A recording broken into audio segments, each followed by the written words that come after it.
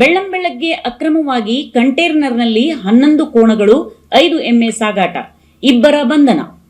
ಹಿಂಸಾತ್ಮಕವಾಗಿ ವಾಹನವೊಂದರಲ್ಲಿ ಅಕ್ರಮವಾಗಿ ಜಾನುವಾರು ಸಾಗಾಟ ಮಾಡುತ್ತಿದ್ದ ವೇಳೆ ರಾಷ್ಟ್ರೀಯ ಹೆದ್ದಾರಿ 66 ರಸ್ತೆ ತೆಂಗಿನಗುಂಡಿ ಕ್ರಾಸ್ ಸಮೀಪ ಭಟ್ಕಳ ನಗರ ಠಾಣೆಯ ಪೊಲೀಸರು ದಾಳಿ ಮಾಡಿ ವಾಹನ ವಶಕ್ಕೆ ಪಡೆದು ಇಬ್ಬರು ಆರೋಪಿಗಳನ್ನು ಬಂಧಿಸಿರುವ ಘಟನೆ ಸೋಮವಾರ ಮುಂಜಾನೆ ನಡೆದಿದೆ.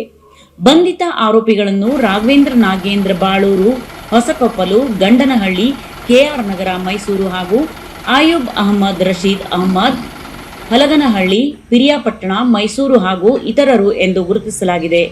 ಇವರು ವಧೆ ಮಾಡುವ ಉದ್ದೇಶದಿಂದ 5,50,000 ಮೌಲ್ಯದ 11 ಕೋಣಗಳು ಹಾಗೂ 2,50,000 ಮೌಲ್ಯದ 5 ಎಮ್ಮೆಗಳನ್ನು ಯಾವುದೇ ಪಾಸ್ ಪರವಾನಿಗೆ ಇಲ್ಲದೆ ಅಶೋಕ್ ಲೈಲ್ಯಾಂಡ್ ವಾಹನದಲ್ಲಿ ಹಿಂಸಾತ್ಮಕ ರೀತಿಯಲ್ಲಿ ಹಗ್ಗಗಳಿಂದ ಕಟ್ಟಿ ತುಂಬಿಕೊಂಡು ಸಾಗಾಟ ಮಾಡಿಕೊಂಡು ಹೋಗುತ್ತಿರುವಾಗ ರಾಷ್ಟ್ರೀಯ ಹೆದ್ದಾರಿ 66 ರಸ್ತೆ ತೆಂಗಿನಗುಂಡಿ ಕ್ರಾಸ್ನಲ್ಲಿ ಸೋಮವಾರ ಮುಂಜಾನೆ 3 ಗಂಟೆಗೆ ದಾಳಿ ಮಾಡಿ 11 ಕೋಣಗಳು ಮತ್ತು 5 ಎಮ್ಮೆಗಳನ್ನು ಹಾಗೂ ಅಶೋಕ್ ಲೈಲ್ಯಾಂಡ್ ವಾಹನವನ್ನು ಪೊಲೀಸರು ವಶಕ್ಕೆ ಪಡೆದುಕೊಂಡಿದ್ದಾರೆ.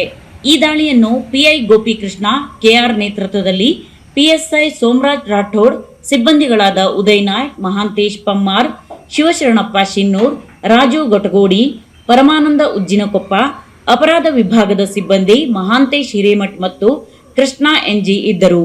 ಈ ಬಗ್ಗೆ ಭಟ್ಕಳ ನಗರ ಠಾಣೆಯಲ್ಲಿ ಪ್ರಕರಣ ದಾಖಲಾಗಿದೆ.